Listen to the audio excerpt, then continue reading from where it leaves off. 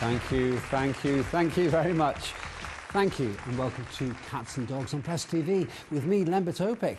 We've got a new US president, but let's talk about the old one because he was more fun and I already miss him. As you may know, over the past 4 years, Donald Trump did two things simultaneously, which already makes him smarter than some US presidents. But those two things were not so good. One was breaking US deals with other nations, and the other was making stars. And in both cases, it was all about getting them to do what he wanted, but not in a good way. Now, Trump's successor is trying to rebuild those broken deals. Well, not the one with the porn star, but the other ones. Leaving aside whether the United States has replaced a peaceful presidential handover at the White House with a piecemeal invasion at Capitol Hill, the international community expects great things from Biden about the Iran nuclear deal. And so we find ourselves in the ironic situation with the president of the only country in history that ever used atom bombs to kill whole cities. Twice. And let's take a little look at the countries most interested in Iran's nuclear program. There's peace-loving sold tons of chemical weapons to Saddam Hussein's Iraq, which wasn't all bad when you look at those amazing discount prices. We've got Germany, a pretty major player in World Wars I and World War II. And then we have the United Kingdom, whose East India Company's trade in slavery, occupation and opium were a role model for others to follow for centuries to come. Even after the US withdrawal from the Iran nuclear deal, Tehran remained committed to it. Then it realised that basically it was the only one who was committed to it. And a deal isn't really a deal if only one person is still going along with it, and it's you. Iran couldn't even import medicines, so not surprisingly, Tehran reduced its commitment step by step. And then they got the blame for it. Take the European Union. By and large, the Europeans have two special skills. One is to express deep concerns over Iran's backtracking on activities and programs. The other is to express deep concern over, you guessed it, US backtracking on its promises. But hold on, the US backtracking caused the Iranian reaction. Make up your mind, guys. Next, the EU will probably express more deep concerns over its own deep concerns. In recent days, the Europeans have called on Tehran to remain committed to the deal. It can be summed up like this. Well, at least one side should stick to the deal, and it's certainly not going to be us. For years, Iran has had to haggle with what's called the P5+1 countries. That's China, France, Russia, the United Kingdom, and the United States, with the +1 being Germany. And it's all about having a right for peaceful nuclear programs. Is this an example of double standards? No way! Even Germany had to negotiate on a 5+1 basis over nuclear warfare. The 5 were German nuclear scientists, and the 1 was, of course, Angela Merkel. To be honest, no one knows if the Europeans are currently in or out of the nuclear deal. They can be out of any deal without actually withdrawing from it. Yes, we agree with Iran, and we are doing our best to solve the problem. And yes, Americans broke their promises. And yes, we're going to agree with America anyway. The EU will certainly not be winning the Nobel Prize for consistency. But you know what is the weirdest part of the story? The French president has said that Saudi Arabia, yes, Saudi Arabia, must be involved in fresh talks on the nuclear deal with Iran. Perhaps this is all down to Emmanuel Macron's Parisian socialite habits. For him, multinational negotiations can double as profitable parties. Hey everyone, let's all get together. All this nuclear stuff. I've got some chemicals and you can use them and I'll give you 20% off. And does anyone need some really fast planes?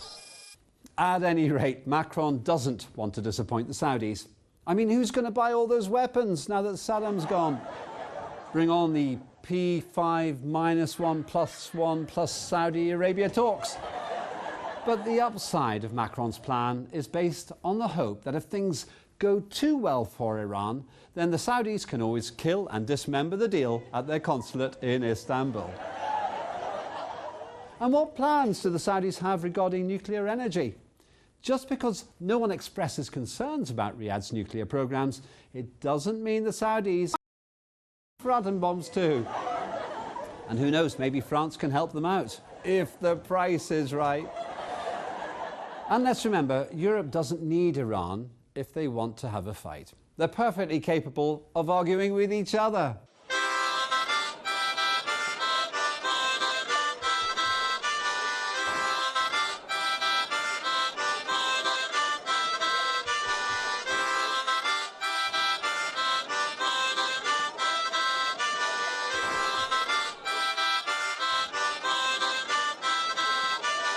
The European Union is a bit like the character played by Arnie Schwarzenegger in Terminator, because in the second film, Arnie changes sides as well. And then he melted. Sorry, there's a spoiler alert there about the European Union. Anyway, when you shake hands with the Europeans, count your fingers afterwards and keep your eyes on your wallet. And if you buy any chemical weapons from the French, keep the receipt.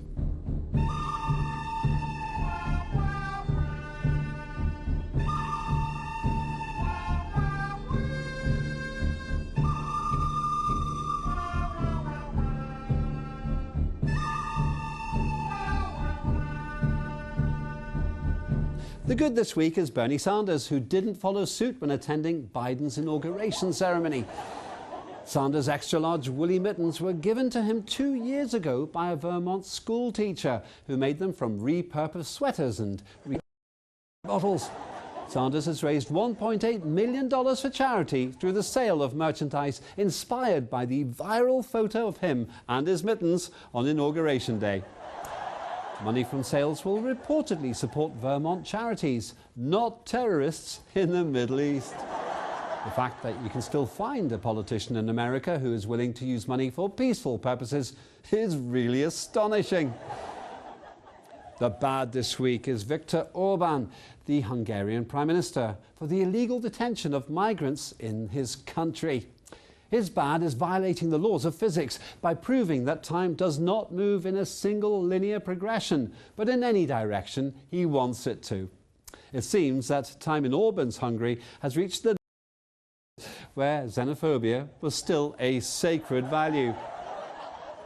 And the ugly this week is the European Union for the politicisation of COVID-19 vaccines and playing with people's lives.